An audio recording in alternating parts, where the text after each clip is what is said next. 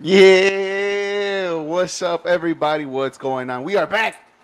Another great episode of the JCA Sports Podcast here on Facebook, YouTube, Twitter, and Twitch under the Star Six Media Production, and also the John Konavi Facebook page. Guys, make sure you follow us on all our social media platforms: Facebook, YouTube, Twitter, Twitch, TikTok, and Instagram under the Star Six Media.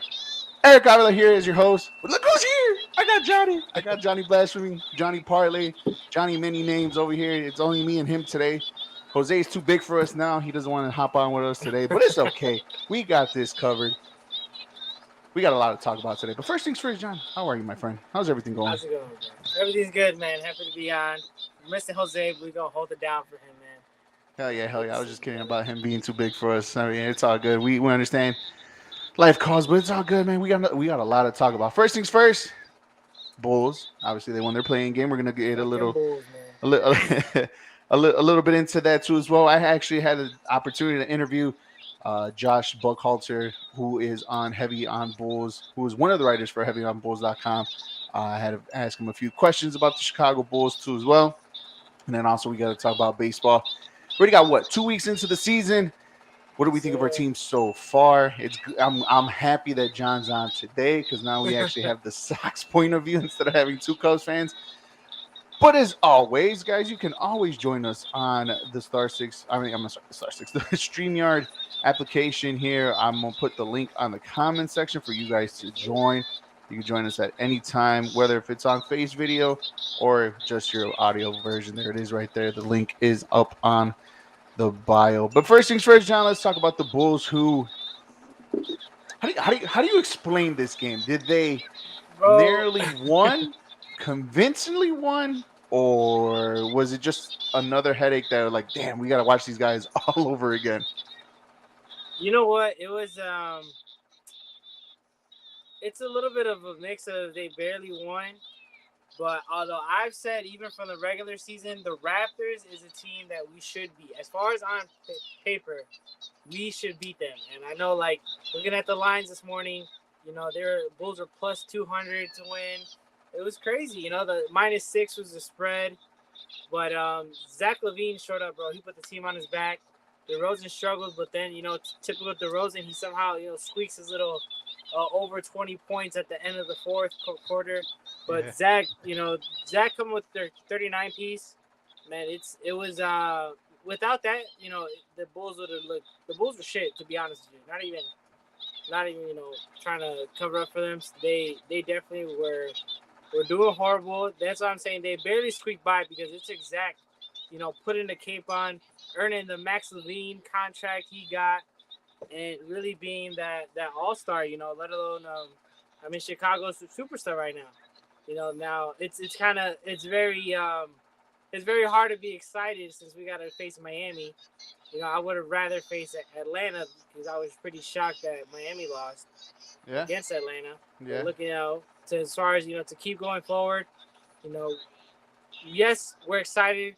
Thank God Levine went off. I know there's plenty of people that are ride or die for Zach Levine that are telling all the haters to to shut up tonight. But it's like the way we played was horrible. It took Zach scoring 39, which is great. He can do it, but it's also like, do I think he's gonna do that against the Heat? And it's like, what is the rest of the team gonna do against the Heat? It's pretty. I tell you, it's hard to be excited when we look so bad for majority of the game. But it was by far. I'll take the win. Like I told you guys, I want to see my team in the playoffs, one game at a time. Great fucking win for Zach in the game. Yeah, you're absolutely right, and it's weird. It is definitely weird how to like how to express yourself in this game because you're right. They were down by 19 points, and it took them probably like 8 minutes left into the third quarter to actually finally turn it on and be into this game. Right? There's many multiple aspects. Obviously, you said Zach Levine scoring what was it 30? What was it 39 39. points or something like that? Yeah, Yep. 39. Um, it was just like you said, a Superman performance.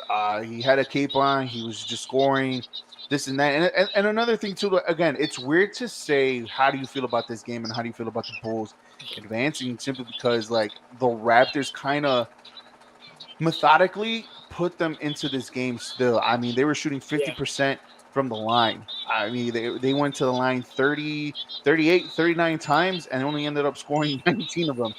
You know what I Mhm. mean? So maybe a little less than half. DeMar DeRozan's daughter was a big factor. She's the real MVP. You say Right? Zach LaVine. I say DeMar DeRozan's daughter, bro, screaming on top of her lungs every time they Yeah. shot a free throw. But you're right, man. This is just a weird feeling simply because like we're not in it yet. This is just like the way how the Bulls started, or I mean they battled back and forth, but it just looked like the Bulls were just like, man, we're watching this all over again. We've seen 82 games of this, and these guys playing with no heart. These Yeah. guys are just no energy, very lethargic, right? And it just took maximum effort on the defensive side of the ball for them to finally turn it around in the third quarter. And like you said, Zach LaVine, 39 points. I think he played off what is it? All 40 minutes. I think he played 40 Yep. minutes, something like that. So Yeah. it's weird. It's weird. It's weird because we should be happy that the Yeah. Bulls won. It's weird that we should be excited that the Bulls won and are. If But if I guess that Jose's we're watching this, he's very disappointed because he'd be screaming out here right right, now. right. And it's kind of like it's hard. I mean, it's easy to get excited, right? Because like you said, you want to Right. see your Chicago teams be in the playoffs. I do too. Don't get me wrong. I'm in the same boat as you too as well. But I think this is just the feeling of how we felt for 82 Yeah. games for the Chicago Bulls and how we were feeling throughout the whole entire season. The inconsistencies, like they should be better than 40 wins, right?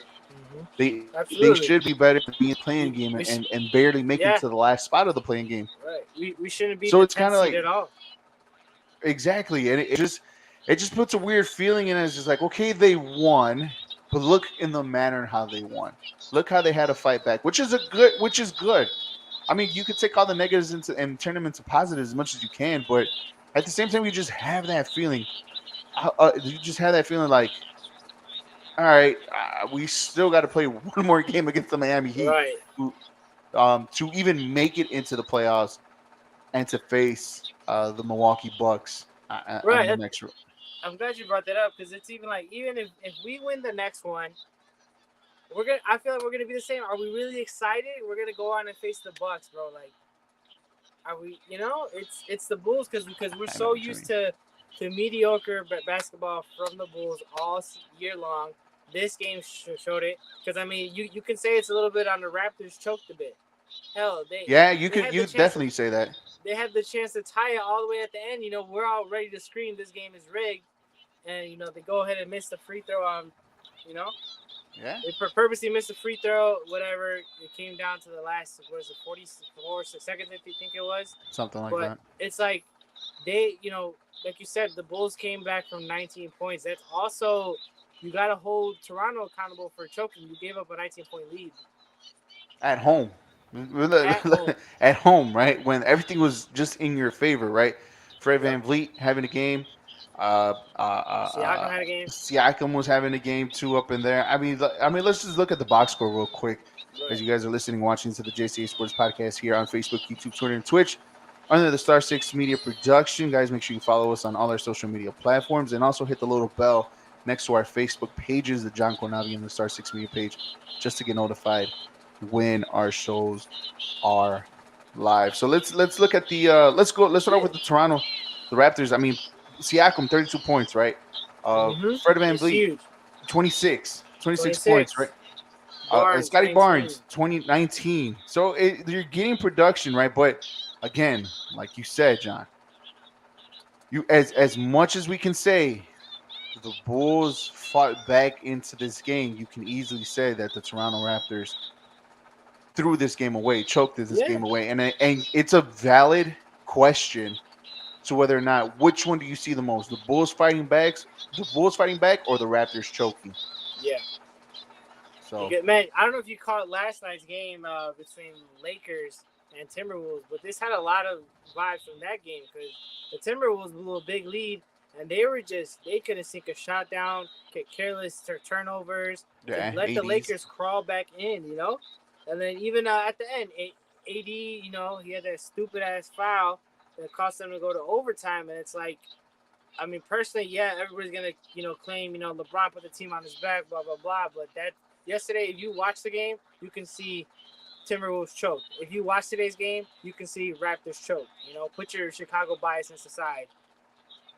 There's chokes. Just like you can say Miami choked against Atlanta. Like That's anything can yeah, that happen in one's the a good one. playoffs. I get it, but there's also you have to hold teams accountable to actually choking. That's a real thing in sports. No, it definitely is, and it's one of those situations where I mean, it's a very I guess you could say it's a very meathead conversation that the team fought back and won, or the team just gave up the lead and choked it all away, right? It could go either way, and it's one of those meathead conversations, those barbershops conversations Yeah. that we like to have sometimes in our shows, just to like I guess make some splash. But in all reality, John, it's true. Like it's a legitimate question because we the Raptors were up by 19, and they slowly, methodically threw this game away. Whether if it's bad offensive run, whether if it's bad free throws, because they got to the line, right, shooting 50% or less than 50% from the line, and the Bulls clamping down and finally putting the pressure on them. It's either or, right? And this type of question, I guess you can say there is no wrong answer because you can see both ways and be like, yeah, that's true. Bulls fought back, or yeah, the Toronto Raptors choked it away. You guys are Yeah. listening with John DePlaio, Johnny Parlay, Johnny Blasphemy. Johnny has a name for everything on here with us here in the JCA Sports Podcast on YouTube, Twitter, and Twitch under the Star Six Media and also the Facebook page. Guys, last week I had the privilege to interview Josh Buckhalter, who is a beat writer for HeavyOnBulls.com. If you guys don't follow Heavy on Bulls or Heavy on Bears, it's under the same website. They just do mainly list of teams. And I reached out to him, see if he could give me a good 15 minutes of just talking Bulls and having questions that us guys really wanted to ask somebody on a guy who's in there day in and day out. I'm gonna show you the interview. We'll be right back. But here's the interview between me and Josh. All right, the JCA Sports Podcast here. I'm Eric Avila here interviewing Josh Buckhalter here, who is the beat writer for the Chicago Bulls for HeavyOnBulls.com. Make sure you guys follow his work. And also follow him on Twitter. Josh, what is your social media handles for everybody out there today? It's at Josh G Buck. At Josh G Buck. Just how it says. JOSHGBUCK. I kept And it that's simple. all your social media platforms, right? Yes, sir. That's what's up. You know, plain simple, easy. You guys should follow him and read up on his stuff. He actually has some good stuff out there. He posted up another a blog just the other day about yesterday's game, which we're gonna get into a little bit too. But first things first, Josh, man, let's our Chicago Bulls. This is where we're at right now. Tell us in your words on how you feel about how the season's going, or how it's about to end actually. I think it's ending on an uptick. So coming in, we had higher expectations. I think I was kind of more, tepid on everything than everybody else, just because I was a big guy that was like against the whole continuity thing. Like I hate that word. It was a cuss word to me then, just because I wrote for Heavy like a big deep dive about this is not really working. This doesn't really work for teams. So this is an uptick though. They had that lull down there where it seemed like it was just going to be the worst. They went to the break, I think, on a 5-game skid. Right. And then they've turned it around since then. So it's trending upwards. We'll see how they close out. Yeah. And it's, I'm right with you on that one too. I actually said that too. I did not like the Zach signing. I did not like the continuity. I didn't like anything of it. It didn't fit the point guard position. We knew that, from last year.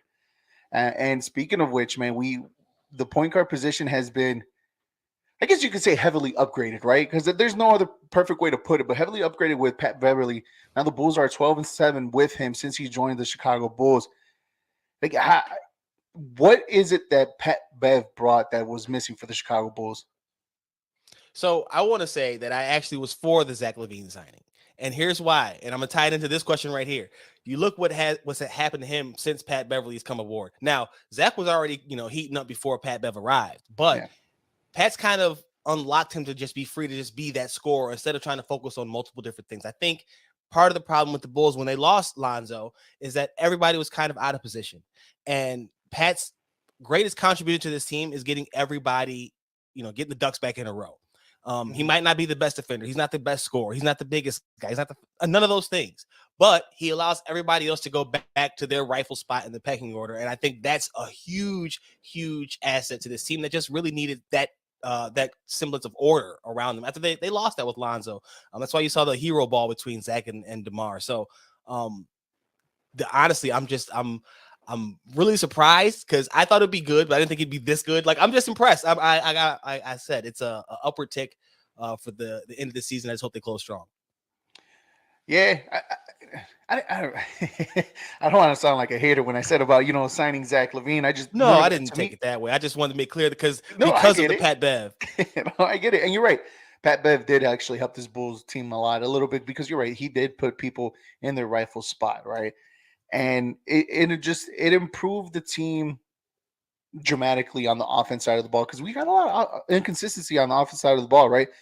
Because we knew defensively they couldn't stop anybody consistently. They had a hard time defending people, and especially when you have I like to call it the matador, defense where you just olay all through. You have to score on the other end, and that's why to me it's kind of like the inconsistency offense of what we got, and like you said, hero ball. I think that's where it kind of turned me off really, really, really, really early in the season. Mm-hmm. And I was the advocate speaker of just blow it up, just tank it, just finish it. We know where we are. We're missing the point guard, but what point guard out there is to improve the Bulls? I know Pat Beverly wasn't one of them. I had no belief in him. I'm not gonna lie. I'll say he and say I had no belief in Pat Bev, but he's done wonders, man, and wonders to where now I think they solidified the 10th spot, correct, with the win last night in the play-in tournament. So how far do you see the Bulls in this play-in tournament? Like, can you actually see them make it into the last two spots of the playoffs? It's all about matchups, right? It's all about matchups and who they face. If they go up against Atlanta, I think they can have a chance against Atlanta. That depends on what Atlanta team shows up.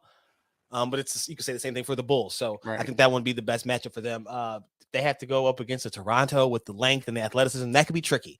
And so I think it depends on what the team is focused on that they're facing. If it's a defensive-minded team, a physical team, that could be tough for the Bulls. But a team that wants to get by more finesse, then I think the Bulls could handle that just fine. Yeah, we'll see, man. I mean, I was hoping that they make the play-in tournament, and once I seen them turn it around, man, I was just like, all right, might as well just get on this bandwagon, but not keep my high hopes up. As you guys are watching and listening to the JCA Sports Podcast here on Facebook, YouTube, Twitter, and Twitch, guys, make sure you follow us on all our social media platforms. I'm here with Josh Ballhalter here, heavy on Bulls.com beat writer for a few more questions. So my buddies who couldn't make it today, right?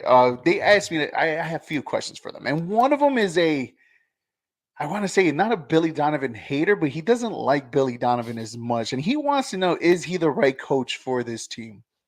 Well, maybe your friend will be happy to know that I was not on board with the Billy Donovan signing initially, and then when they announced that he had the surprise extension, I was even more like, oh my gosh. But the players vouch for him, and they know more about what he's bringing to the table far more than any of us on the outside will. One of the most common misconceptions, apparently, is that he doesn't make adjustments, but you've had both Pat Beverly and DeMar DeRozan come out in his defense in recent weeks, so it's hard for me to sit there on the sideline and continue to pound that drum when the guys are in the locker room saying, no, Billy Donovan's, doing it. And when you hear that from them, I think it kind of makes you kind of take a step back and think to yourself, well, we often always say when things happen and go well that players win games, right? So we can't put too much blame on Billy Donovan and not want to give him that same amount of credit. The players are telling me that, they're saying out loud to the public that Billy Donovan's bringing a lot to the table. We can only take that as face value. And so, he's the right coach for this group. I think the question is, what is the right group for the Bulls that is going to make them a championship contender? And I think those might actually be two different answers. No, yeah, for sure. And honestly, it leads up to my next question is like, how do you fix the Bulls? Like, how do you, put that championship team to see if Billy Donovan is really up for that test? Like, how do you fix them? I will preface this by saying I worry that they missed their chance at this last deadline to kind of flip some of those assets. The DeMar DeRozan, who is still playing really well, but will be an expiring contract next year. Alex Caruso, who is a valued defender, but can't seem to stay on the floor for very long.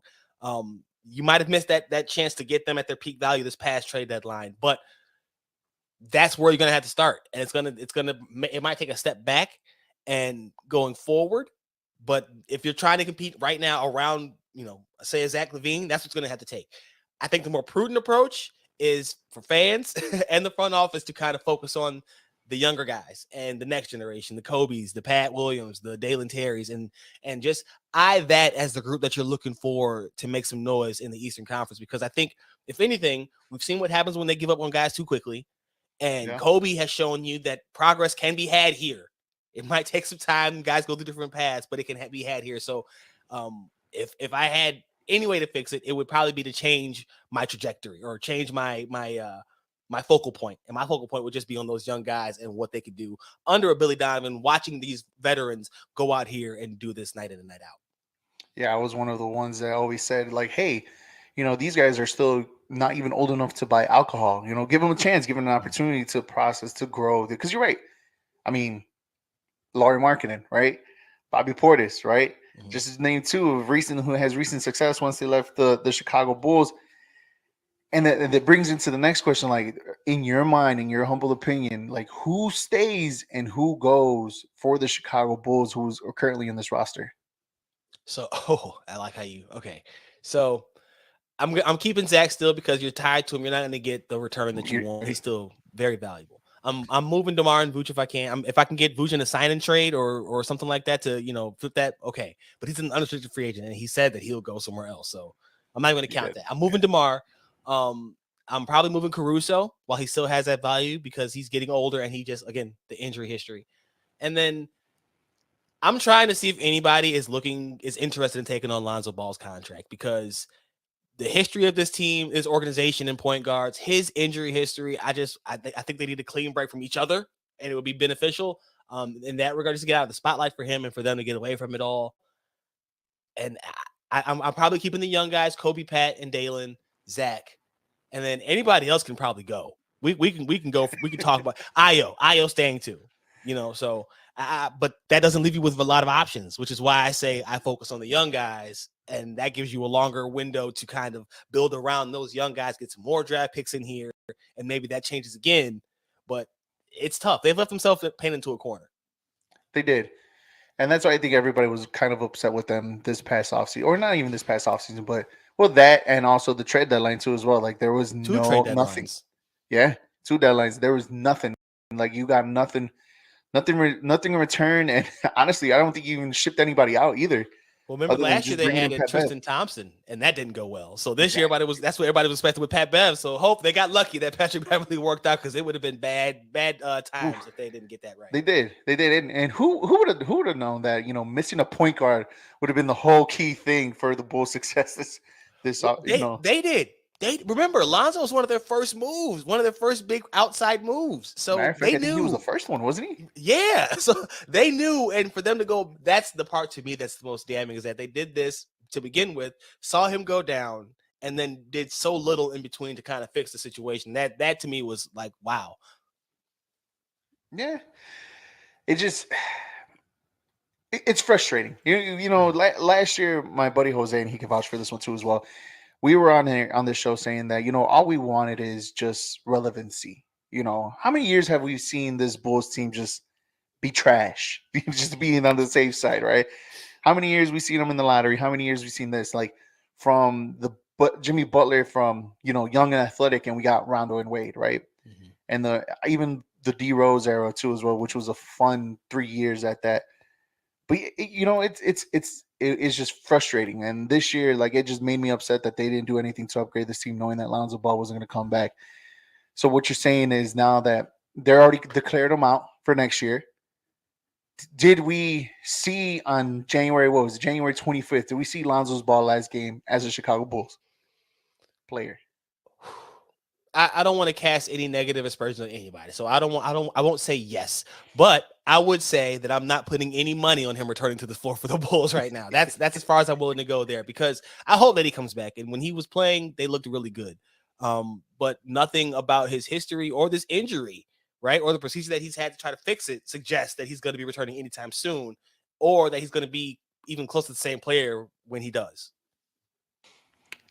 Yeah, and it was a guy that he loved to move laterally. Like, this guy was just all over the floor. He did it on both ends of the floor. He made everybody's shot look so much easier. His shot looked easy from the way he shot. Defensively, he made everybody's work on defense a lot more easier too. And that's a guy that, who would have thought that Lonzo Ball would have been that person to make this Bulls team run the way that they did before he went down. The JCA Sports Podcast here on Facebook, YouTube, Twitter, and Twitch. A few more minutes with our guest here, Josh Buckhalter, who's a beat writer for HeavyOnBulls.com. So, Josh, my question to you is: Do so how do we see this Bulls team in the long run with AK and Eversley? Like, what do you think? Like, do we see what they built in Denver with Nikola Jokic and bringing them there, or are we going to see a different form of them and not doing the rebuilding and just more retooling this Bulls team? I think it was always dangerous to compare anything to what happened in Denver because front office roles in the NBA are very, very vague. You never know what guy's doing what for sure. So we can only look at what he's done here. His early returns were not great, right? Because he did he got rid of, or not got rid of in both cases, but let Wendell go, got rid of Lowry. And they turned out to be what they turned out. I'm not sure they would have done that here anyway, but that's another story. Right. Then you had the immediate success or the flash in the pan of that second year after the Vucevic trade, but then they got, that offseason where they got Lonzo and DeMar, and it looked good. And you're like, okay, this looks good. But it was still a short-sighted plan. It still left them in the corner that they're in. However, he's done himself a huge favor that seemed like a disservice earlier in the season by not speaking as often, right? Everybody clamored for him to come to the podium and say something when they were doing all this losing. But they've been a little bit better now, and his sometimes cryptic messages play a little bit better when they're winning. He talked about, we got creative last offseason, so we could get creative again. And now I'm like, oh, wait, what is Arturo's plan? And like, what kind of maneuver did he? Because nobody saw the DeMar trade or the DeMar signing trade coming or the Lonzo signing trade coming, even though they tampered with Lonzo. I think when you think of it that way, you can have some faith that they have something up their sleeve. I'm not sure what at this point, but I guess you can't write them off because they have shown an ability to get creative and pull off something that I don't think many people ever saw coming. So in your creative mind, be Mark Eversley for a minute or two. What is the one player you want to bring in to the Chicago Bulls to make them into the contender that we talked about earlier? Oh man. Well, there's not one player, but I will say that one of the first players I would try to go after, but they'd have to clear up some money, but I would go after Cameron Johnson. Ooh, and the Nets are going to pay him, but I would throw all the money in the world at him and see if but they'd have to have money. And so this is what I'm talking about with them being painted in the corner. Like all the good solutions are out of their range.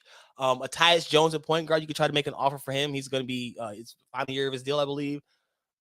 There's not a lot there and they don't have a lot. So again, that's why I shifted my focus to the young guys. Like it's tough, man. You're gonna have to kind of work through, but this is where AK's creativity is gonna have to shine because this is why he gets paid the big bucks, and I'm sitting here writing about his moves because he's 3 and 4 steps ahead. Maybe he's got some intel on somebody that wants out. I don't know. Maybe they finally get Jeremy Grant in here and he adds another scoring punch. I don't know. Whatever the case is, they gotta do something because you can't run back to the same roster and preach continuity one more time because you'll have riots down Madison. Oh man, I'll be in the front line with that one for real, man. I don't even want to hear, man. Don't even get me started, bro. Don't even get me started with that one. Now it was interesting because I did read one of your posts before we got on here because I occasionally read them every other day when I have time, and there was one interesting one that you said about Mitchell Robinson and the trade and deal with that one. I was hoping you were going with that one, but I mean the other one that you.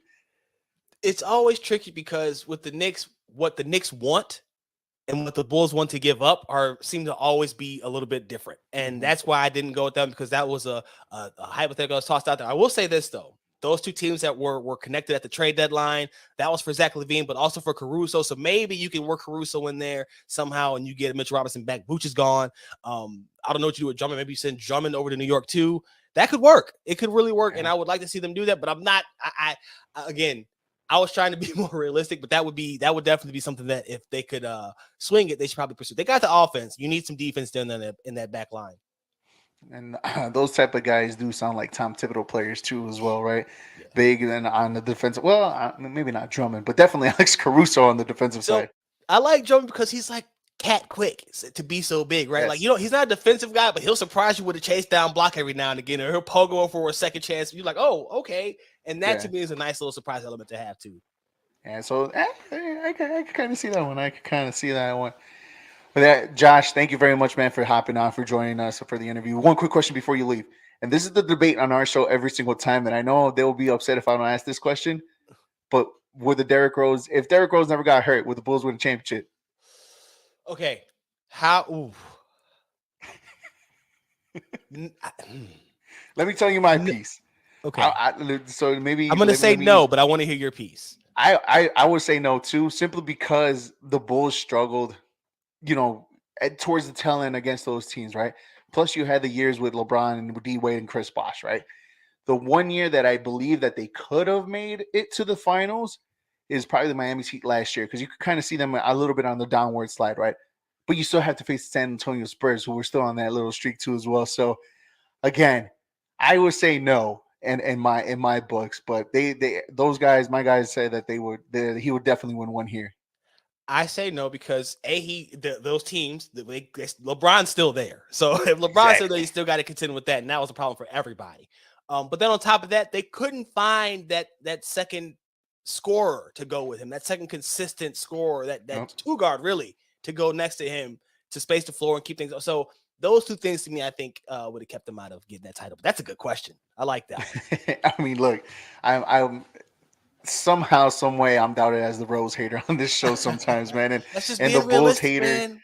It's just sometimes it's a lot of people just don't like the truth and the realistic take, man. And I honestly do believe that the D Rose team, as fun as exciting as they were, and yes, we had a superstar on this team, I honestly couldn't see a way for them to win a title, to move on from the Miami Heat, but also try to beat the San Antonio Spurs that was still led by Duncan Ginobili and also Tony Parker, along with Greg Popovich. 7 games. It's not just a one game. Exactly. It's 7 games. Like, you got to do it once and then again, and then so like to win 4 is already tough, right? And it's just, yeah, man, it would have been lovely to see. Don't get me wrong. It would have been great to see a Bulls championship that we haven't seen since '98.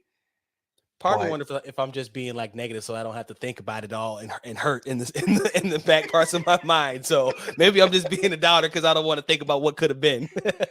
Oh man, I mean, I would have loved to see what would happen. I think that's the biggest what if question mark here in Chicago sports history. Like, what if Derrick Rose never got hurt? But I mean, I'm glad we're on the same page on this one, man. So at least I'm not the only one out there. So I'm happy with that one. Josh, give us your. Yeah, that was fun. Josh, thank you very much for hopping on. You can see him, like I said, Josh G. Bucks, in all his social media platforms, Facebook, YouTube, Twitter, Twitch, all that stuff. He tweets a lot, so make sure you guys follow him on heavyonbulls.com. So yeah, it was a fun conversation. Literally before we even started the interview, he actually went to IMS the same time I went, except he was in Lombard and I was in Chicago. So that right away, I think we hit it off right then and there. So I think that was pretty cool before we even started recording. But see, I'm not the only one, John. I knew I'm not the only one with the Derrick Rose take, bro. That's fine. We're not even gonna go there, bro. The Bulls won their playoff game, their play-in playoff game today. You know, he did make some good points. You know, I love the Lonzo take. Like, you know, if we know he's ruled out next year, why haven't we addressed it? You know, we can't. You know, it's like, I mean, and you know, I was thinking that as he was talking, but it's facts. Like, okay, let's say, what is this? His third time trying to recover, third surgery, third procedure. How do we even know he's going to be half of what he was for this team? I mean, you're talking about like, I mean, pretty much, I mean, it sounds horrible to say, but it's like you're just going back in and cutting into this guy's leg, this guy's knee, like for a third time. And you expect it's going to be, you know, the Lonzo we signed. You know, that's very unlike, you know, we've seen it. I mean, we're human at the end of the day. Yes, these guys make millions, but at the end of the day, we're all human. You know, a serious injury, you know, is not going to guarantee you to come back 100% like you were.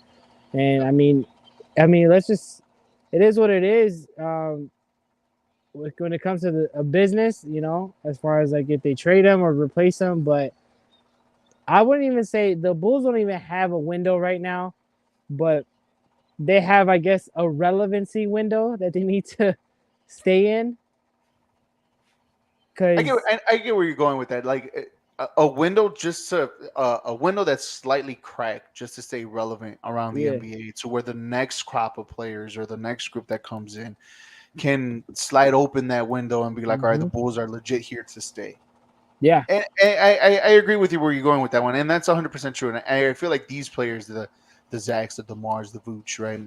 Even if he does stay or not for next season, are giving that, whether if it's Dalen Terry, whether if it's Patrick Williams, whether if it's Kobe White, whatever player comes in through these ranks for the Chicago Bulls via trade and or drafting. You're right. I think this is the window of them to try and to stay relevant. They just need to play a little bit better. That's all. And again, a 40-42 being in the play-in, you're fighting for we your shouldn't playoff be the spot. playing team. It's so annoying. Exactly. Instead of you automatically being in it, you have to play to be in the playoffs. And I think that's the annoying part. And I get it. Look, it's going to happen. Yeah. I'm not gonna say it's not gonna happen. It's going to happen, right? Because it's hard to stay consistent in the NBA if you haven't done it for so long. Mm-hmm. I like case the Bulls, but from what you were from last season, from where you started and all that, and then basically the same core that finished off the season last year, a la in a bad taste, still came back this season. You expected them not to be in number one. We did not expect them to be in the top 4 or 5. Absolutely not. Or at least the top 4, but at least be in that 5-6 to avoid how you ended the season. They weren't even close. They weren't even close. But on the positive note, they did win today. They won their play-in against the Toronto Raptors away at Toronto, 109-105. The Bulls came back strong in the third quarter with 8 minutes left in the third quarter and just fought back and won this game, took over. Zach LaVine earned his contract today, scoring 39 points. He went 13 for 15. Max LaVine, baby. Yeah, he went 13 for 15 from the line. He was DeMar DeRozan at another 23 points himself. Vooch with another double, 14 points, 13 boards, and yeah, it was a good victory for the Chicago Bulls. Again, we started off the show saying that it felt kind of weird simply because like you want to be happy, but then it's kind of like the way how they played, throughout the whole first 2.5 quarters. And it just felt kind of weird, but glad that they came up on the winning side of it. Now they play against the Miami Heat on Friday, I believe it is, in Miami to get that 8th spot to play against the Milwaukee Bucks. So we'll be in touch to that one to see if the season will end on Friday or it will continue next week in the NBA playoffs. The JCA Sports Podcast here on Facebook, YouTube, Twitter, and Twitch under the John Conavi Facebook page and also the Star 6 Media platform. Make sure you guys follow us on all the social media platforms. John, I'm glad that you're on today simply because we can move on to the next segment and let's 2 weeks, right? Already, right? 2 weeks of baseball that we had so far in the season. Yeah, about 2 weeks. Roughly around 2 weeks today, actually, when it started.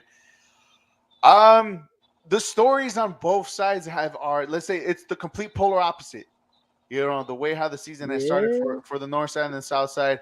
The south side, where to begin? Injuries, record-wise, performance-wise, where do we start with the Chicago White Sox, John? I needed to vent this out. I've been trying to up our Twitter followers. I'm trying to get Star 6 Media into Sox Twitter because that's an actual thing. It is a thing. It's I'm trying to get us there. But it's hilarious. I'm trying to get us there, but man, it's you know what? I would say injury bug again. Okay. That's it. Injury bug is this week. First week was pitching bug. I don't know. Everybody was like, are the Sox pitchers really tipping their pitches? The only person given success was Cease, which is what we expect. We're hopeful he's a Cy Young. I've been hopeful for my man to get us a Cy Young. Lance Lynn, we thought was going to be Team USA Lance Lynn coming in. And then he gets lit up. Though he bounced back. He did bounce back. I'll give him credit for that, which I expect. I expect Lance Lynn to give up 2 to 3 runs. What I didn't expect was the 10 strikeouts against the Minnesota Twins. That's huge. That's absolutely huge. But then we were terrified on what Mike Clevenger we're gonna get, and it was only him and Cease for the first week, not getting rocked. You know what I mean? And then today, Giolito put up a performance. the Sox wasted a very good bounce back performance from Giolito. But this is where I do want to touch on. That's why this week I'm telling you is the injury bug because we don't have Tim Anderson. We don't have Eloy Jimenez. We don't have Yohan, who's been our hottest hitter. Like literally right there, Yohan and TA have been the hottest hitters. And then it's when you look at today's lineup, not including those three guys and even yesterday's lineup, you wouldn't expect them to lose 4-3 in extra innings yesterday to Minnesota and 3-1 to Minnesota when Minnesota didn't take the lead until the 8th inning today. The Sox of last year and the year before, as soon as those big injuries hit, we did get blown out by teams like the Twins, like the Indians, competitive teams like that. They're piecing us, especially like, again, we have, no disrespect, these guys are professionals, but we do have like some nobodies in the lineup that are starting, in place of the injury bugs. And that's because of the lack of depth the Sox has, which again was not addressed in the offseason. We have Gavin Sheets tripped trying to get a ball in right field today. Like Tim Anderson got injured because our third baseman couldn't do a rundown properly. Like, what? And then, a lot of people were saying he made up for it because he had the go-ahead 2-run homer. Or, I'm sorry, it might have been 3-run homer. No, it's 2-run homer.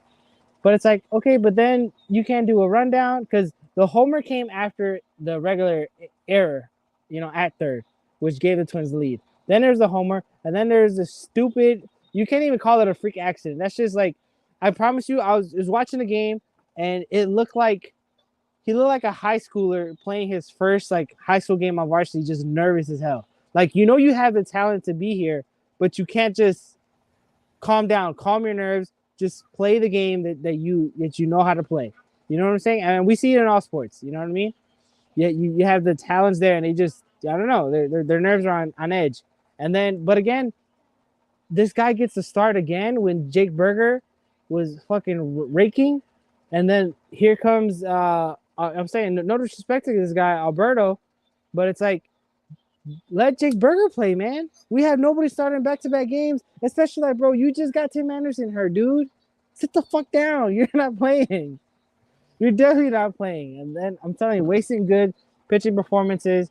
I am very hopeful because, like I said, in the past years, we would have got freaking murdered, missing 3 key players.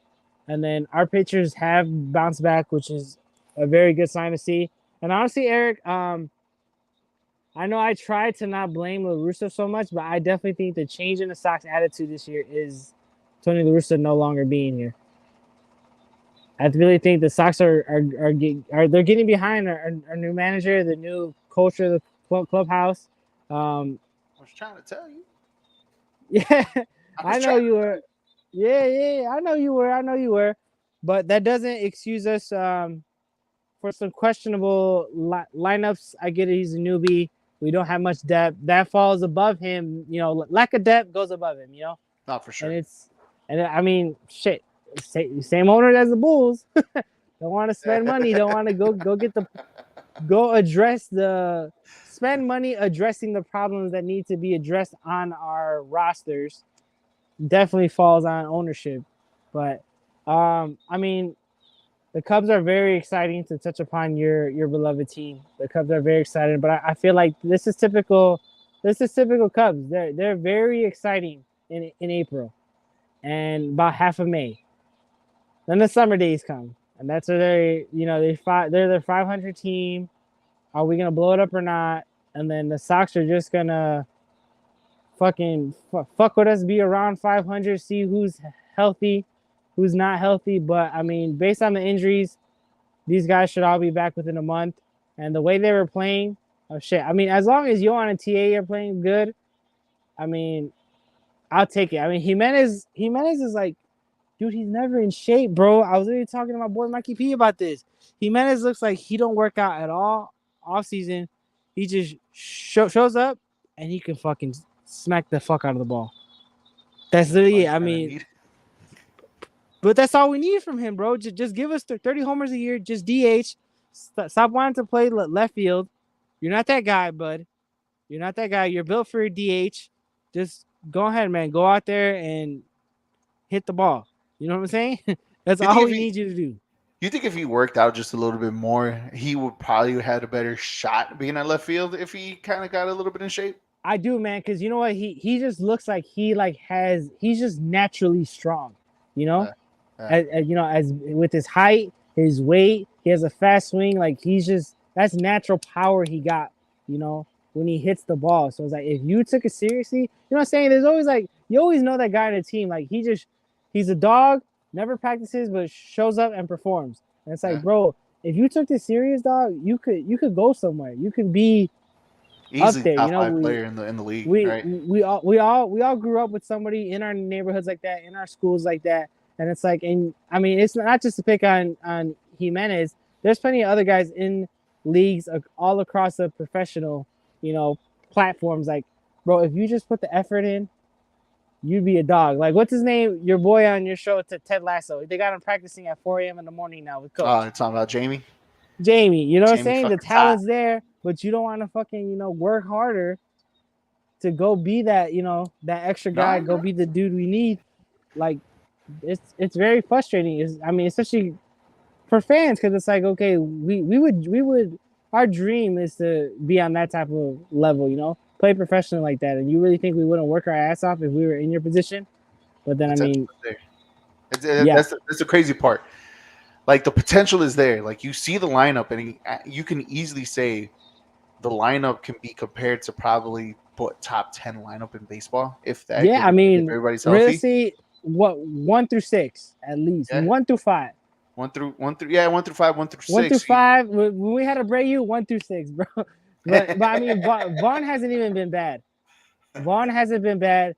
Jake Berger hasn't been bad. That's why it's like, why are these guys? As far as why is Jake getting flipped in and out the lineup? Vaughn's been doing good. Though, to throw salt in the wound, Abreu has got a hit every single game he's played. But again, that falls on management. On ownership. But I think we should be hopeful. The Sox are sitting at 5-8. Not bad considering who's been injured, what type of pitching performances we've had. I think it's a little different this time as far as there is reason to be hopeful. Thanks. We can surpass the injury bug. No, thanks. You're absolutely right. The only thing about this though is, like, again, it's the teams that you guys are losing against, right? Today, I mean, yesterday, like you said, you lost to Minnesota Twins and extra where you shouldn't have. You lost 3-1 today. 5-8. Yes, you guys are right around there, but again, you're losing to your team that's in your own division, and it's one of those situations to where, like, you don't want to fall back too behind to where you have to chase towards the very end, knowing the injury history that you guys been having with these same players, right? Eloy could come back at any time, but then the real question is, how long can Eloy stay healthy, right? Mm-hmm. Tim Anderson, same thing. Now you see 10-day DL. Is he going to come back? Obviously, Tim Anderson has that ability to come back to pick up where he left off, right? And same with Yohan Moncada. But with Yohan Moncada, to me, it feels like the moment he has this hot streak and something goes wrong, he kind of resets back and becomes this guy that's struggling at the plate, finding his swing once again. And it's just like, bro, you were just there, blah, blah, blah. Like, and his rhythm just gets messed up. So I know it's way too early for this question, right? Because we're only 14, 15 games into the season. But if this trend continues, John, till the middle of the season, like you say, May or June, is it time to finally look in this team and like, all right, we have to do something because this is not working? Because in my opinion, my humble opinion, there's only 2 untouchables on your team, and that's Dylan Cease and Luis Robert. Like, it would be time to blow it up, at least tinker with blowing it up this throughout the trade deadline if this trend continues from here to July. I do agree. Cease is untouchable. It's maybe my fandom in me, but I would rather keep TA and probably try to see what I can get for Luis. At one point, Luis's stock was, being compared to like the next Mike Trout, and I think it still can be. It still can be. I mean, he's tied for league league homers right now. I mean, it's still early, but he's got 5. He's tied. Man, it's just if this continues and they continue to get hurt, month after week, month after month, and it's like, are we going to get value for guys like Jimenez, for guys like Moncada? I mean, Moncada at one point, that's my boy. I love him. I'm a ride or die for him. He was the number 1 prospect for a reason, but I would think before you ship out Yohan, move him back to second. Move him back to second. See what that does. I think because we have a new manager, you don't trade away none of the core this year. You have to let it play out. Let it play out. Give him his first year. After the first year's done, then have a serious talk with him. Like, okay, you got to feel for these guys.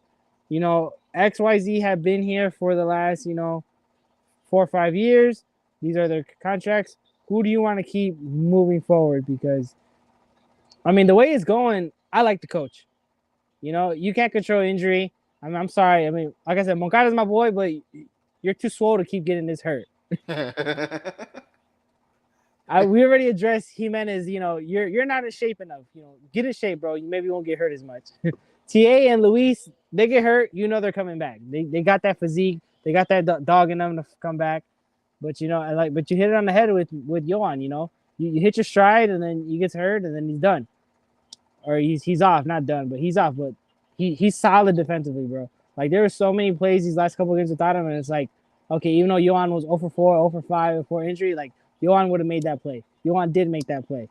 His defense makes up for when he's struggling offensively, because we have seen glimpses of what he can do offensively. So that's why I think Yohan would not get traded, middle of this year if they were choose to blow it up. I think the Sox would rather go. They need to go spend money on debt, man. You can't keep re-signing Billy Hamilton and then just putting him in spring training. I mean, I get it, dude. He's fast as hell, but nowadays with the new pitch clock rules, everybody can steal now. Yeah, hell yeah. Even I can with my fat ass. I swear to God, everybody can steal. Apparently on the Sox, everybody can play outfield. So it's like, why are you're signing these outfielders that can't hit, but then you don't even call them up to your roster? They're sent down to AAA for a guy who supposedly could hit, but then trips over his feet, shagging the ball.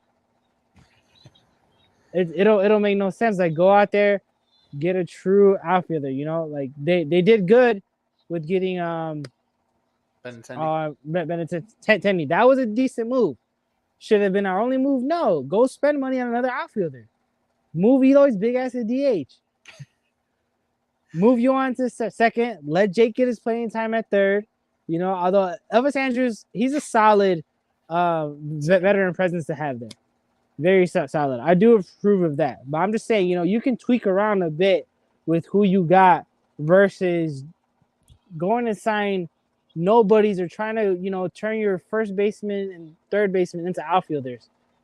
But to answer your question, though, if it continues or the injury bug hits us, throughout the year, I do not see them trading away the core guys just because, you have to let the manager ride out his first year and see what he wants going forward after year one. Well, on that point, I do agree where you kind of have to ride it out with the players that you have right now, right? Obviously, they did it with David Ross, with the main core before they started shipping them away. Eric, we've had this conversation about the Bears and the Bulls. Yeah, we did. We gotta ride it out. And it's crazy that you mentioned that, right? Because the other team that you mentioned, like you said earlier, the other guy, the owner of the Sox, owns the Bulls. Yeah. So it's kind of like, it's weird. It's funny that you mentioned that. But again, it just, I just personally, like, we've already seen this ride, right? We've seen it with Tony La Russa. We saw it with what was his name? Oh my God, why am I blanking on his name? What was the coach before Tony La Russa? Oh, it was our boy Ricky Renteria. Ricky Renteria, thank you. Damn, I don't know why I forgot that. We saw this team with Ricky, right? With Ricky, this looks like a fun, young and exciting up and coming team. They rode out the COVID year and were kind of like the best team in baseball through those 60 games, right? But then you get this Hall of Fame manager, and to me, I think that was the downfall of this quote unquote core that you guys had with Robert, with Eloy, with Tim Anderson, with Yohan Moncada, because we're basically doing the same song and dance, but with a different DJ. You know what I mean? I swear to God, it's the same. it's the group. same. It's the same playlist.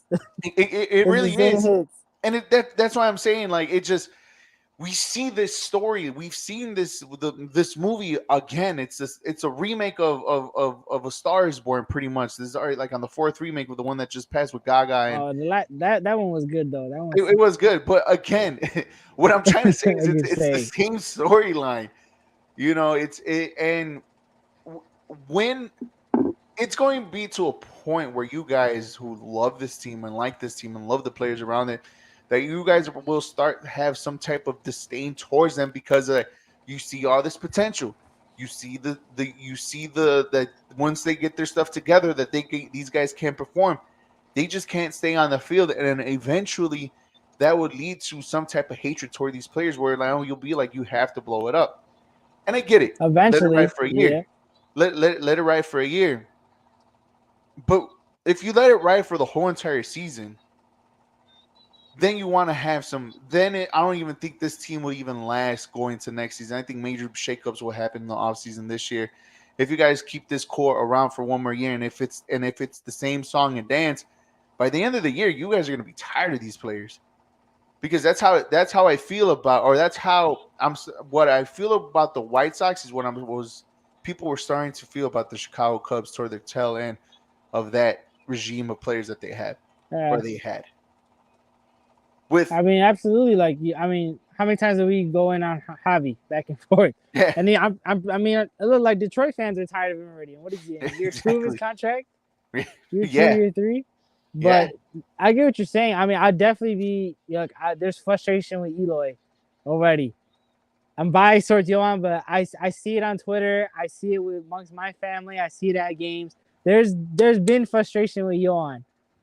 There's been, I think the trade where we gave up, who do we give up for Cease and Eloy? Why am I blanking out? Quintana and somebody else. Quintana. I feel like if Cease wasn't the pitcher he was, there would be so much more heat towards Eloy. Yeah, 100%. Because Cease is Cease is getting the respect across the MLB. He literally finished number 2 in Cy Young. Like, Cease is that guy. And that's think about it. If we would have got a nobody pitcher that helps you save the trade. Honestly, that's the only player that you guys barely won that trade is because it didn't cease.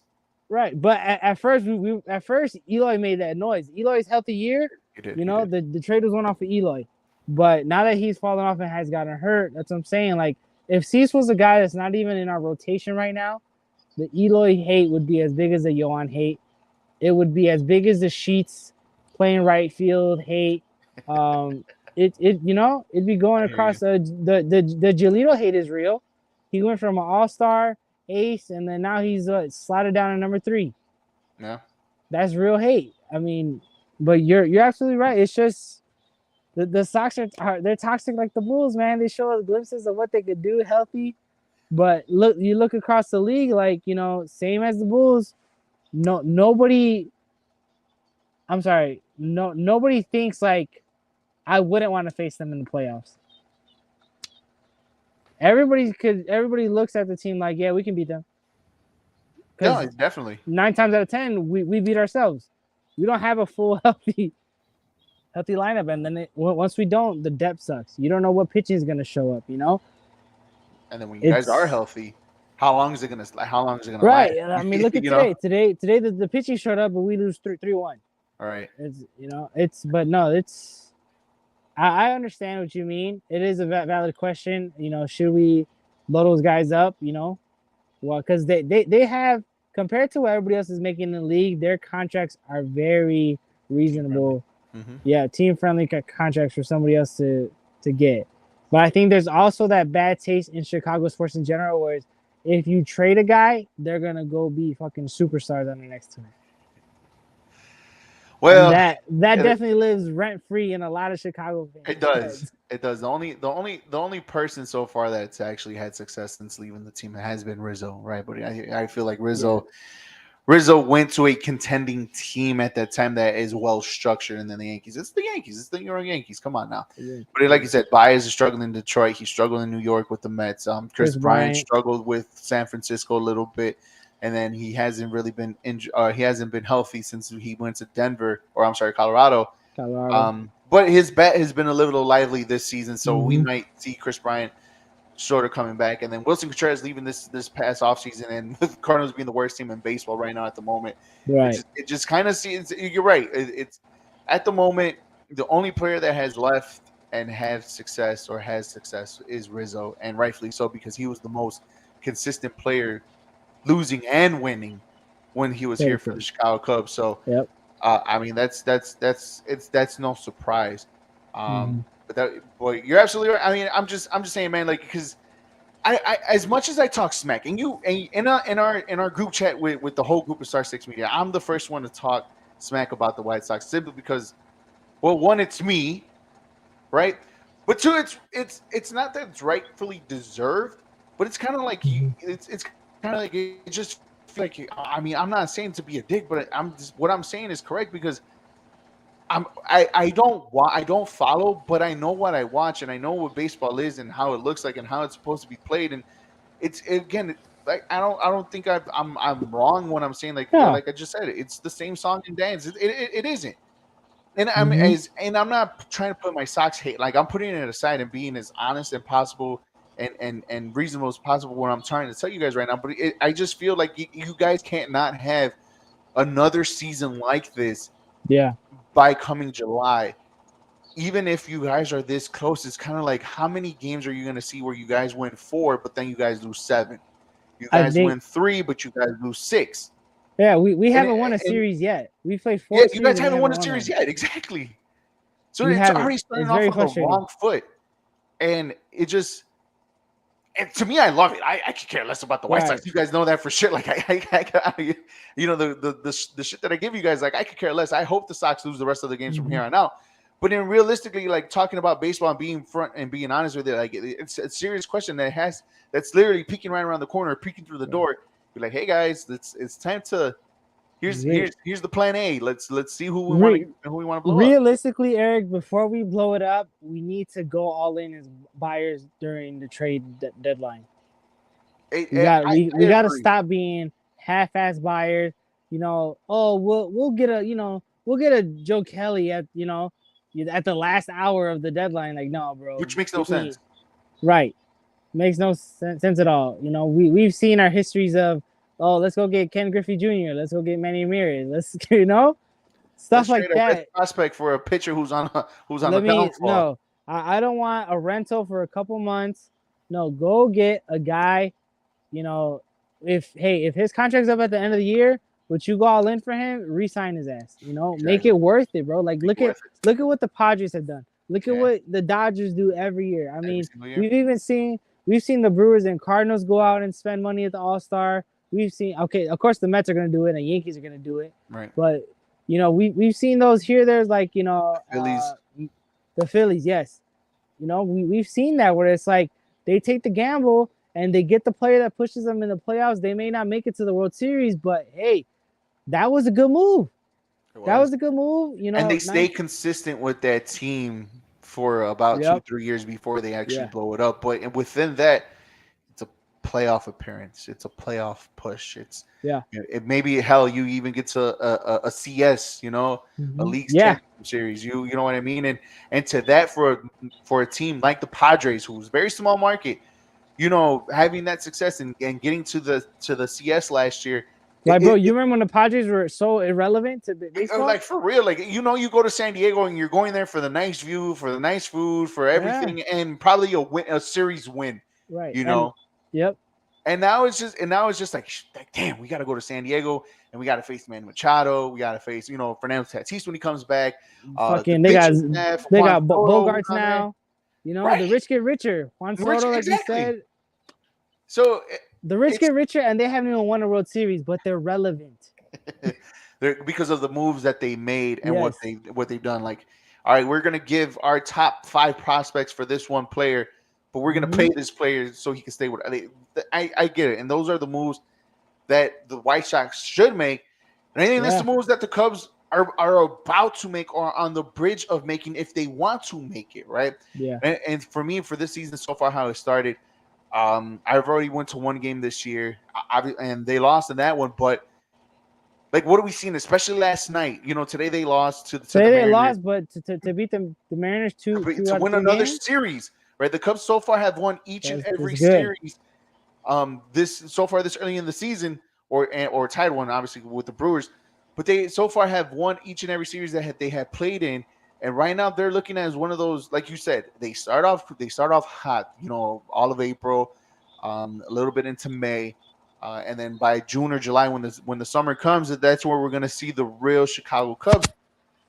But I honestly do believe this Cubs team is just a tad bit different. And even in the environment in the game that I went against the Brewers where they lost, like you could still kind of see like, okay, this team has a fight in them, right? And David Ross, for what he carried on over from last season to the tail end of the second half of the season, has carried on over with this team this season so far with the upgrades, with the Cody Bellinger, who started 0 for 15, and so far now he's been finding the ball to bat and has been hitting, right? Dansby Swanson, who's been terrific since he first arrived here to Chicago to make defensive plays and being there on the offensive side of the ball. Nico Horner finally getting a contract and playing very well. Ian Happ, who signed his contract for 3 years for $61 million. We know he's going to stay here for a long time. He's going to be part of that. And it's crazy because his name was being thrown out in trades. Crazy. Exactly. And it may still happen simply because the contract is not that bad. No, it's a friendly contract. A super friendly contract to where, like, okay, maybe now you're going to get this player and we might get top prospects for this one. It may still happen. I don't know. I mean, even Marcus Stroman has a friendly contract. Exactly. It's just and then the Eric Hosmers, the Cody Bellingers, the Trey Mancinis, all on 1-year deals to where if we are in the middle of the season, you at least have your Seiya Suzuki's, your Ian Hamps, your Nico Horners, your Dansby Swanson. You have your players that you're going to keep for the next 3-4 years. It looks like 4 years this plan is going to be for the Cubs to compete. I think you could build off of that, right? Mm-hmm. So far, Tyone looks like it hasn't worked out. He hasn't found his pitches. He hasn't been locating his stuff. If that's the only negativity here and there, bullpen has its issues here and there too as well. Again, another bullpen issue today for the Chicago Cubs too. But in all reality, I think it's mainly more positive simply because we're really not looking for anything. We're just looking for you're not expecting to win it. Whatever happens, right? And I think everybody just got a little pep in their step, a little bit excited, simply because of the news that came out within this week or last week. I don't remember when this report came out, but I know it came out sometime within the last 5 days that the dark horse to win the Ohtani sweepstakes is the Chicago Cubs, and it's not just one or two. It's multiple executives around baseball that do believe that the Chicago Cubs have a strong chance to win the Ohtani sweepstakes. And to be honest, that's like, again, you pay the money and you're getting not one but two players in just one, pitching and hitting. So again, it's what I see in the Cubs, and then this is like no bias. It may sound like it, but I'm trying to put my bias aside. But what I feel what's going on up in the north side is it's the Cubs got somewhat of a little swagger going on, that they're playing well, they're winning series with these contracts, with this type of players, and now the relevancy of what Jed Hoyer wants to bring back to the Chicago Cubs is starting to be around Wrigley Corporation, because I don't want to call it Wrigley Field anymore because Wrigley Corporation comforts around it. So it's Wrigley Corp going around in Wrigleyville, right?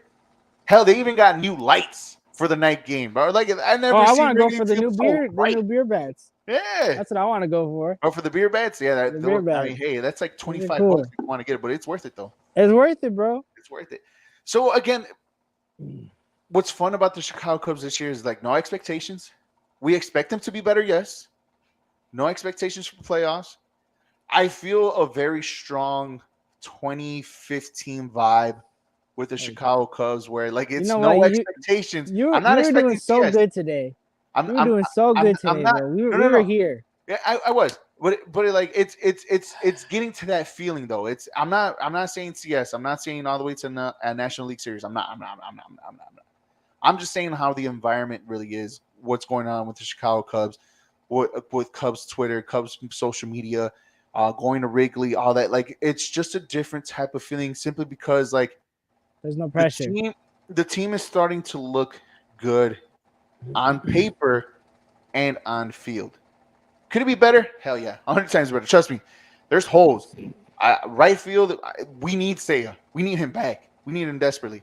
This Patrick Wisdom, this Master Boney guy, who's a decent rookie or was a rookie from last year who had some mishaps so far. Like, you could tell that that's a missing piece right there in right field when Seiya comes back, and he's coming back this weekend supposedly in LA. Mm-hmm. And then once we get the pitching situation going down, I still feel like we need an answer at catcher. All right, Yan Gomes, great. He's cool. He's a good pitcher. Good catcher. He can help out some of the pitchers. But it's just like everybody still needs a pecking order. Mm-hmm.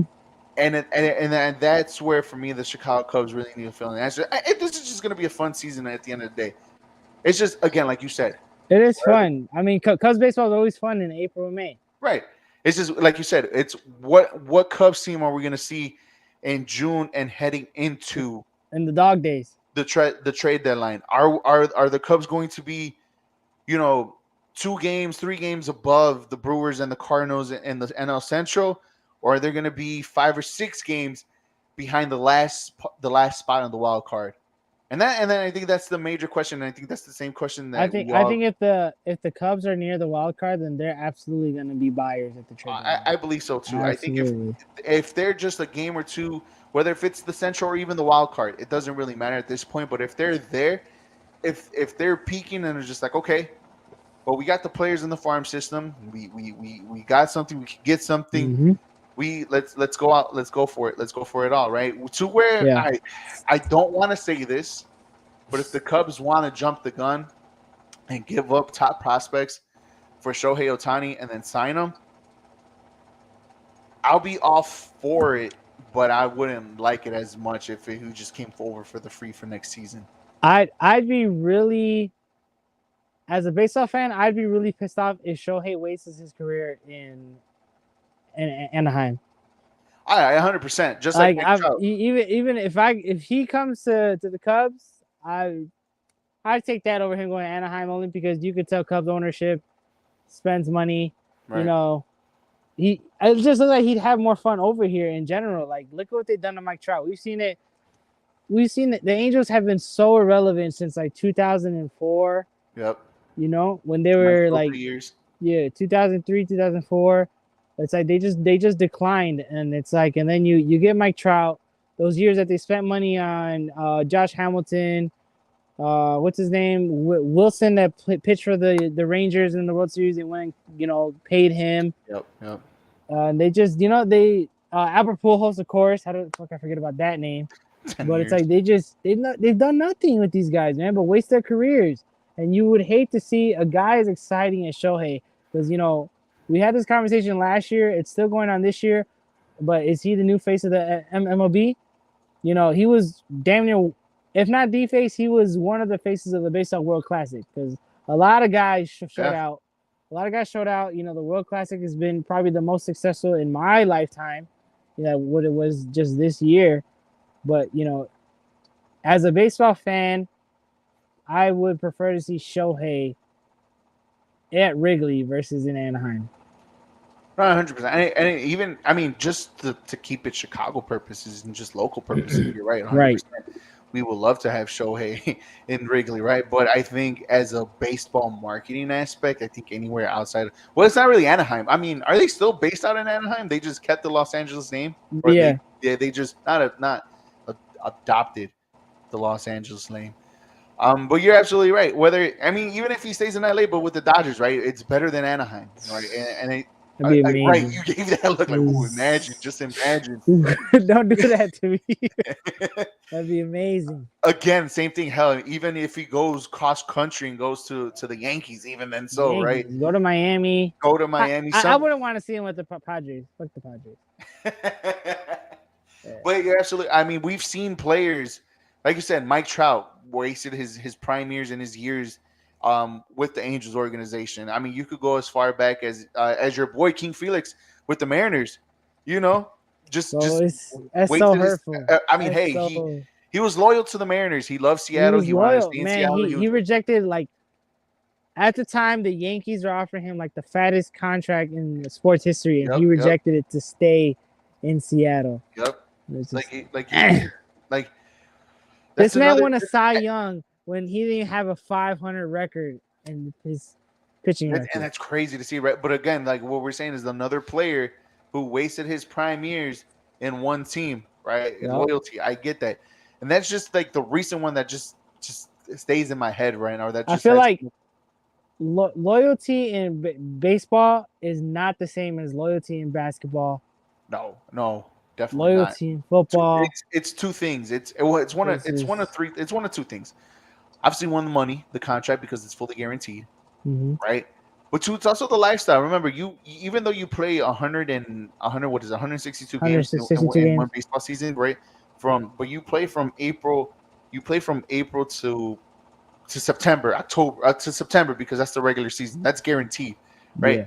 You still have October, November, December, January, up until February. You have a couple months off to where it feels like in basketball, you got to go through a lot of loopholes to get a contract, bird rights, this and that, and then you play from what's October to June, or in reality October to April, but then you kind of turn the page right away because the NBA preseason starts in like mid-September. Yep. You know what I mean? So like it's about taking care of the players. Where in baseball, it's kind of like it breaks it down and helps it out. Plus the money is great on top of that too as well. Right. Yeah. So I get it. You're right. The loyalty, there's more loyalty in baseball. I mean, hell, Derek Jeter did it for 20 years in one organization. Even when the Yankees were bad, that's the captain, baby. Derek Jeter never went. The face of baseball. It was the face of baseball. Exactly. Who else comes in mind who did what one team? I mean, and that's basically it. David Wright for the Mets. I mean, David Wright for the Mets up until he got traded to injuries killed him, but respect there. Yeah, Evan Longoria for a while in Tampa. Longoria for a while, yeah, he was a dog. So so again, the loyalty lies a lot around baseball, but the money is there, and obviously it's a better living. But at the end of the day, you got to do right and let the player go. Just like how we touched upon earlier. The Cubs did with Anthony Rizzo. You got to do right. Exactly. You let them go. So Shohei definitely has to leave Anaheim. Like I said, I'm a Sox fan, but I definitely prefer to see him at Wrigley than over there wasting his talent. I agree 100%, and I hope that does happen. Because man. You know what's sad though is we're talking about Shohei might be a free agent, and I'm not even thinking of the Sox trying to go get him because I know it's not even gonna happen. I know it's not gonna happen. Don't you just hate that though? Like that's the worst feeling that your teams, and we us as Chicago fans that's outside of baseball, right? For the Bears, for the Bulls, hell, sometimes when we talk hockey, even for hockey, right? Right. But like mainly more Bulls and Bears, right? Like when that opportunity comes, like they don't take their swings at them. Right. Just we know it. Like damn. And that's the one thing that I guess. But yeah, that pisses us off. But you double more because the potential there. The White Sox can do it, they just won't. And that's the sad part. And you're right, man. I again, it's not another reason for me to dog on your team, but at the same time, you said it. It's been a fact, bro. We talk about this in my group chat. We spend money every year going to home opener, but we talking shit the day before, the day after, shit, because it's what it is. Today we talk shit like, oh fuck, Giolito's pitching today. Wonder what side of him we're gonna get. It's how we. This is a lifestyle we pick as White Sox fans. I feel like I know the answer to this question, but I'm gonna ask it to you anyways, and this is how we're gonna end the show. But which out of the Sox and the Bulls, and maybe you could throw in the Bears here too, which one's the most toxic relationship of your sports team? It's the Bulls, bro. It's the Bulls. It's the Bulls because I feel like the Sox and Bears actually have a better proven talent on the roster, where I think the Bulls have a lot of mid/B list talent, but they sometimes have us believing that we got some A-, A+ talent. Whereas how many times have we said it? Yeah, Zach's a 1 here, but he's a Robin somewhere else. You know what I mean? 100%. Vooch, respect playing all those games this year. We talking about he might leave, but if he's really that guy, we should be like, oh, what the fuck? He ain't going nowhere. DeRozan, we're willing to give up on him. Why? Because he's a Robin. But they're toxic, I expect them to win today. They should. I know on paper they should, but I know my Bulls probably won't. And what do? They fucking win. They're toxic, Man, trust me, it's crazy how once I posted up, like we literally got one unnecessary game for the Chicago Bulls, and all of a sudden out of nowhere they just decided to make this damn run and make me feel stupid after posting that up. And it's crazy. Hey, but even if they beat Miami, I'm gonna still stand by it. Like I'm really gonna get excited. Me too. It's gonna be. It's just gonna be frustrating, just simply because like y'all had like the time, and you guys can blame Lonzo's ball injury as much as you can. And I know we said we're gonna wrap up the show with the question. Right? It's like you. Where was this? At least for like half of the season, right? At least, right. Just turn it on. He's not be under 500 heading into this playoff. That's what it is, and that's what's frustrating. Very. And you're absolutely right, man. And you know what, John? Dude, it's fun talking to you like this, man. I miss you. I miss you too, Pa. It's just I miss you too. I can't get this with Jose sometimes. As much as I love him, it's the baseball. That's what it is. It's the baseball. It is the baseball. It's the baseball. I love it. We love you, Jose. Mr. Big Time over there. Make sure you listen to our boy Jose if you guys are up from midnight to 5 at the Score overnight on 670 The Score. Listen to our boy Jose Contreras doing that Monday through Friday. For John DePlaio, myself, Eric Avila, this is fun. I miss you, John. I really do. This was a great conversation. Oh, look who decided to show up. You see who decided to show up right when we were about to leave. Look what's up, CP? Hey, by the way, happy belated birthday, my friend. Hope you had a wonderful happy belated birthday, man. A wonderful birthday. You're 30? Nah, what do you say? 28? Yeah, 30's creeping, bro.